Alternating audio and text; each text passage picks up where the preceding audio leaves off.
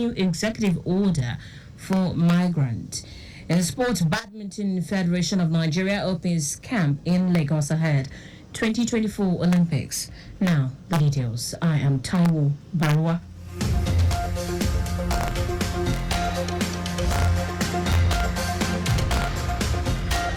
The Lagos State Government is set to unveil a Lagos Agriculture and Food Systems Roadmap 2.0, a feedback mechanism as regards food security, a progress report on its goals and key performance indicators, and a platform for support of the ecosystem.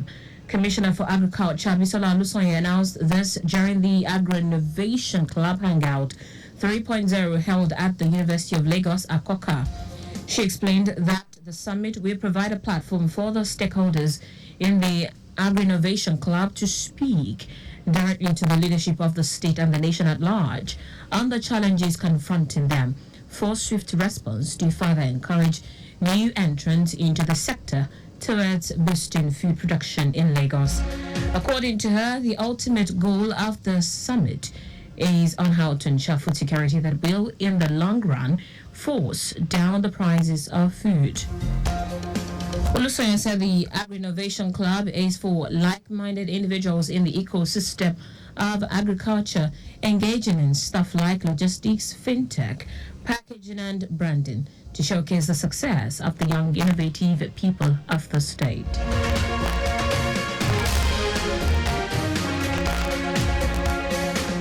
Lagos State Ministry of Physical Planning and Urban Development has engaged stakeholders in the formal handling and launching of the Ikorodu Sub-Region Master Plan from 2016 to 2036. In his welcome address, Commissioner of Physical Planning and Urban Development Olayinka Olumide highlighted the challenges facing Ikorodu, saying the master plan will bring massive growth and development. Olumide also informed the gathering that Governor Babajide Sanwo-Olu has granted a 90-day amnesty on building plan approval for existing or completed structures, of which there will be zero penalty fee. At the event, the commissioner handed over the master plan to the Ayagboro of Ikorodu, Obadewale Shotobi. On his part, Shotobi appreciated Governor Sanwo-Olu for his listening ears and good plans for Ikorodu. What we are presenting to also what we are saying that Ikorodu appreciates this good culture that they are giving us. For us not to have a master plan for all these years, and we need to appreciate what we have done. So on behalf of the Ikorodu division, we want to thank the governor and all the cabinet members and the team for a job well done. Also, the director of the Master Plan Department in the ministry, Kunle Salam, who provided a project brief, emphasized the urgent need to address the challenges facing Ikorodu. The event was attended by traditional rulers, including Ranado of Imota, Obamuda Shiro Bakari, former Commissioner for Physical Planning and Urban Development, Idris Salako, former Deputy Governor, Shegun Ogunlewe, and other dignitaries. The federal government of Nigeria has renewed its pledge to ensure the nation achieves sufficient food security. Vice President Kashim Shettima made this known at the State House in Abuja during a stakeholders engagement organized by the International Institute of Tropical Agriculture, IITA. Shettima said President Bola Tinubu's administration is dedicated to supporting both local and international food agencies to achieve this goal.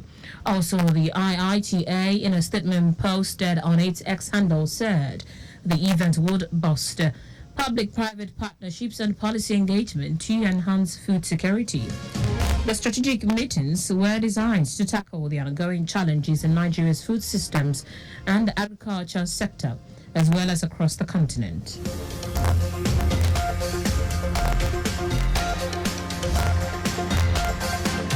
And now to the rest of the stories. The Nigeria Labour Congress, NLC, and the Trade Union Congress, TUC, has suspended their industrial action over a lack of consensus on a new minimum wage and the hike in electricity tariff for 5 days.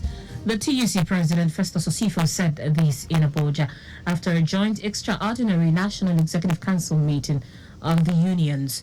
He said a communique will be issued shortly. Both unions on Monday embarked on a strike to register their grievances over the hike in electricity tariff and lack of consensus on the new minimum wage. The development halted activities on critical sector of the economy, with schools, businesses, hospitals and airports shut. The national grid was also shut down, throwing the nation into darkness.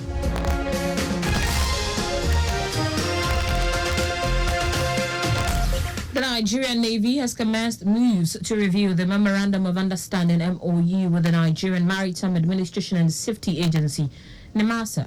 Speaking in Lagos during a working visit to the headquarters of NIMASA Chief Naval Staff, Vice Admiral Emmanuel Ogala said the Navy recognizes NIMASA as the nation's maritime administration and the agency will get the support of the Navy whenever the need arises. Ogala also said the Navy's collaboration with NIMASA is to ensure complete security for the Nigerian maritime domain. In a related development, the Minister of State for Defense, Bello Matawale, has advocated integration of the operations of the Command Control Computer Communication Information C4I system of NIMASA and surveillance facility of the Nigerian Navy for the security of the Nigerian maritime space to engender economic prosperity.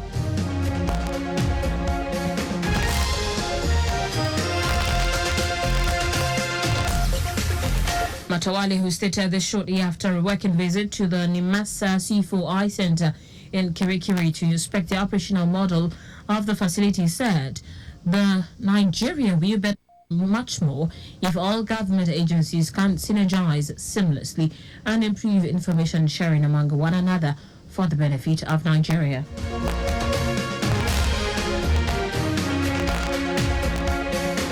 In foreign news now, United States President Joe Biden is expected to issue a sweeping new executive order aimed at curbing migrant arrivals at the U.S.-Mexico border. Under the planned order, U.S. officials could swiftly deport migrants who enter the country illegally without processing their asylum request once a daily threshold is met.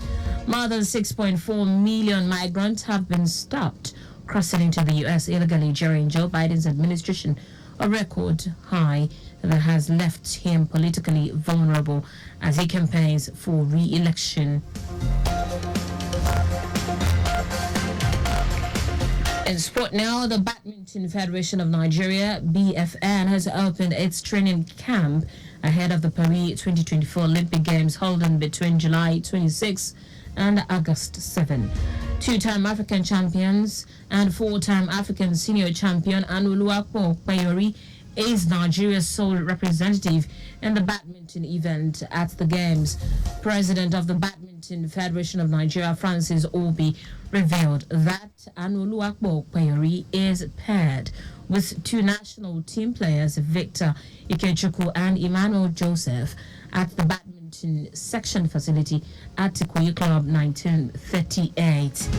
Obi said the federation has concluded plans for the second stage of campaign for Payori, adding that the African champion will join the foreign camp organized by the Federal Ministry of Sport in Germany from the 1st to 21st July.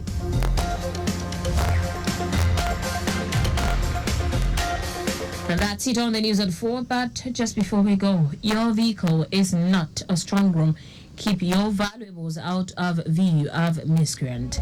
You can follow us and like all of various social media platforms: X Traffic Radio 961, Instagram Lagos Traffic Radio 961. Subscribe and watch our news and programs live on YouTube at Traffic Radio 961.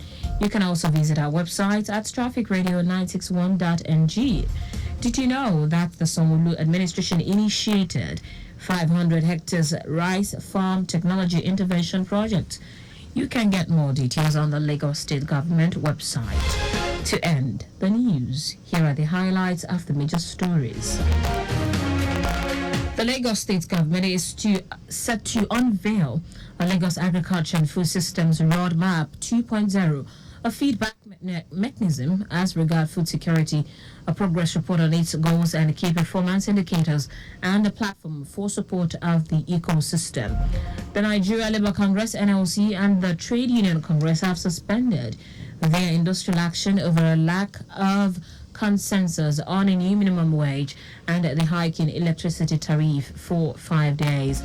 We also told you that the United States President Joe Biden is expected to issue a sweeping new executive order aimed at curbing migrant arrivals at the U.S.-Mexico border. And finally, in sport, the Badminton Federation of Nigeria, BFN, has opened its training camp ahead of the Paris 2024 Olympic Games holding between July 26 and August 11. For contacts with the newsroom, send a message to info@trafficradio961.ng.